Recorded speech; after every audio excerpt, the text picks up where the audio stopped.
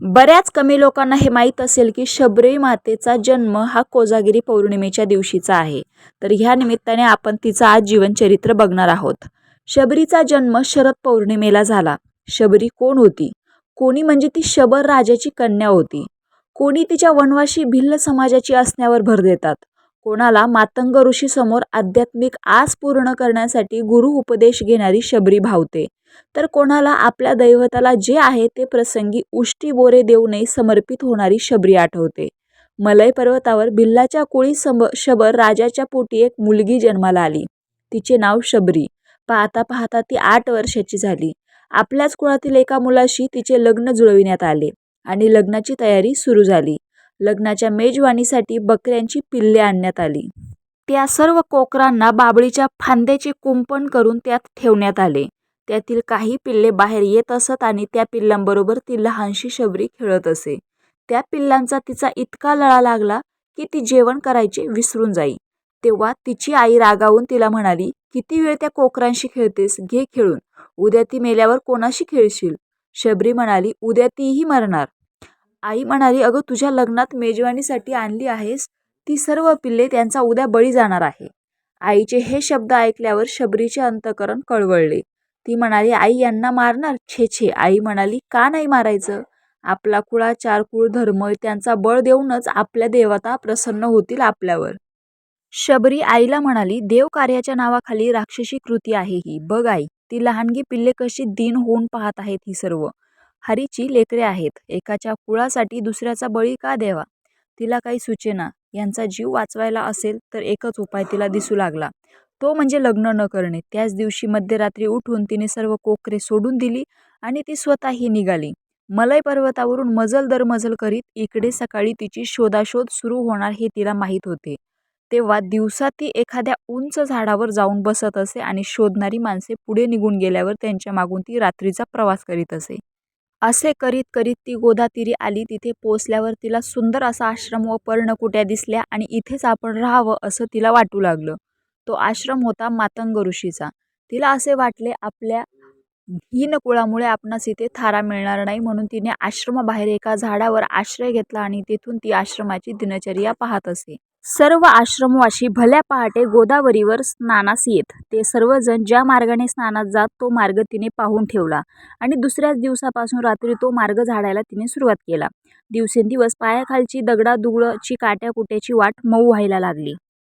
हे मातंग ऋषीच्या लक्षात आले. त्यांनी आपल्या शिष्यांना सांगितले, असा कोण सेवाचोर आहे ते पहा. मातंग ऋषींना माहीत होते की हे करणारे आपले शिष्य नव्हते. उत्तर रात्री झाडावरून खाली येऊन मार्ग साफ करणाऱ्या बालशबरीच्या शिष्यांनी पाळत ठेवून पकडले आणि ओरडत ओरडत मातंग ऋषीच्या समोर आणले व म्हणाले, सेवाचोर सापडला. ह्या पुरीने आपला आश्रम बाटविला. हिला कडक शासन करा. मातंग ऋषीच्या समोर आणल्याबरोबर शबरीने त्यांच्या चरणावर लोळण घेतली. मातंग ऋषींनी तिला जवळ घेऊन तिच्या डोक्यावरून हात फिरवला आणि म्हणाले, बाळ, मी तुझ्यावर प्रसन्न झालो. तू खरंच सेवामूर्ती आहेस. त्यावर शबरी म्हणाली, महाराज, मला सेवेशिवाय दुसरं काहीच नको. मागं घडलेला सर्व वृत्तांत तिने मातंग ऋषींना सांगितला. महाराजांनी तिला आश्रमात ठेवून घेतले आणि शबरी 10-11 वर्षाची होते ना तोच मातंग ऋषींना दिव्य साक्षात्कार झाला की आपले कार्य झाले आहे, आपण हिमालयात जावे आणि तिथेच समाधिस्थ व्हावे. मातंग मुनी जाण्यास निघाले. त्यांच्या चरणावर डोकं ठेवून शबरी म्हणाली, महाराज, मी आपल्या आश्रयाने इथे राहिले. आपण जाणार. आता मी कुठे जावे, काय करावे? मातंग ऋषी म्हणाले, बाळ, तुला कुठेही जाण्याची गरज नाही. तू इथेच राहा. तू प्रत्यक्ष सेवामूर्ती आहेस. पुढे जेव्हा श्री नारायण राम अवतार घेतील तेव्हा साक्षात प्रभू श्रीराम तुला येऊन भेटतील. गुरु वाक्यावर विश्वास आणि स्वतःकडे दिनत्व येऊन शबरीने सेवा करण्यास सुरुवात केली. इकडे मातंग ऋषी हिमालयात निघून गेले. पंपा सरोवराच्या पश्चिम तीरी चित्रकूट पर्वतावर शबरीचे आयुष्य सुरू झाले.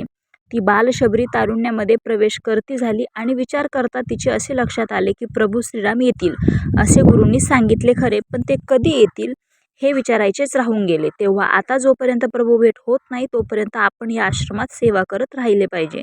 जसजसे आयुष्य वाढत चालले तसतसे तिला वाटू लागले, श्रीराम येणार आणि मला भेटणार.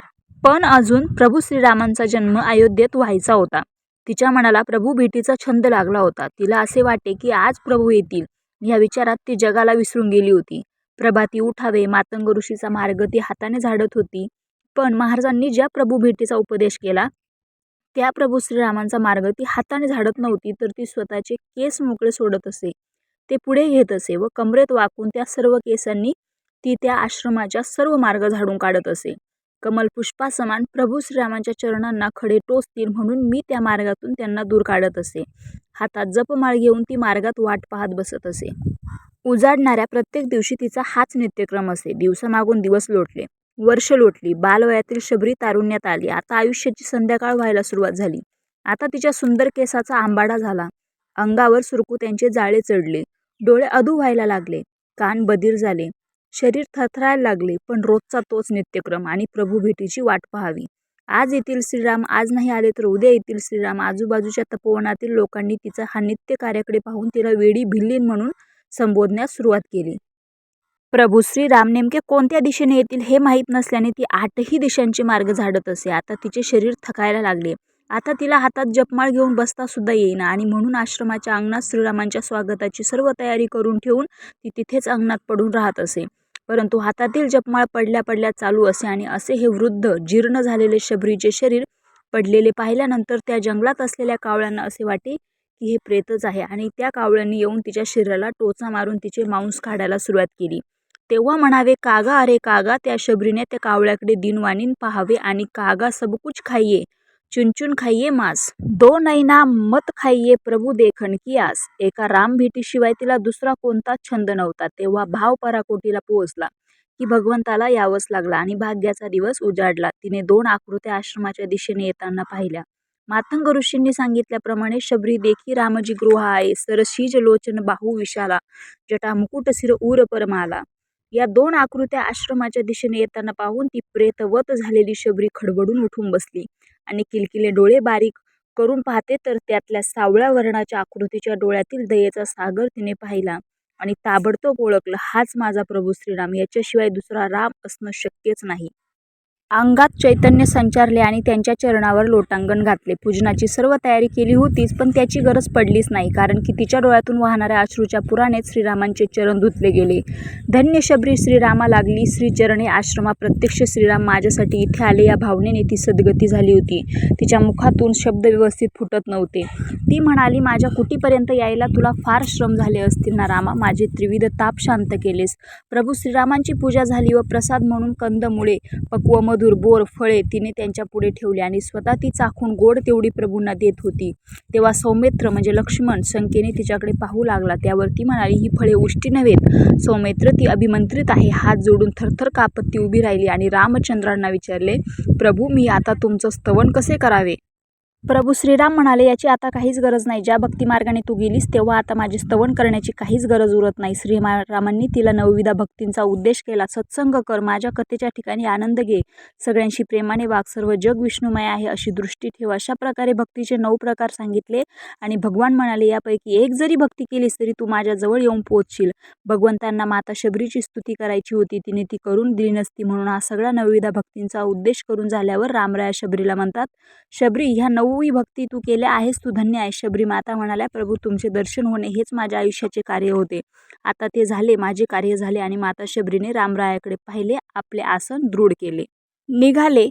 प्रभू नेत्री तो साठविला, आयुष्यामध्ये जो सदा आठविला. कुटी सोडूनी चालिला राम जेव्हा, कुटी सोडूनी चाललेले प्राण तेव्हा. साठवलेला राम सामान्य होता का माता शबरीचा? नाही. मातंग ऋषीच्या आश्रमात आल्यापासून तो या क्षणापर्यंत ज्या रामाच्या आठवणीशिवाय त्या माता शबरीने दुसरे काहीच केले नाही, तो राम तिने नेत्रात साठविला. तेव्हा इतके दिवस त्या कुडीत रामाच्या आशेने निवास करणारे तिचे जे प्राण होते, ते प्राण आता कुडीच्या बाहेर जाऊ पाहायला लागले. महामुनी वाल्मिकी म्हणतात, रामरायांची आणि माता शबरीची नजर एक झाली आणि माता शबरीच्या देहाच्या ठिकाणी आपणाहून अग्नी प्रगट झाला आणि प्रभू रामरायांच्या देखत माता शबरीचा देह पंचमहाभूतांच्या ठिकाणी विलीन झाला. ही आहे रामभक्ती, हे आहे रामदर्शन. रामकृष्ण हरी.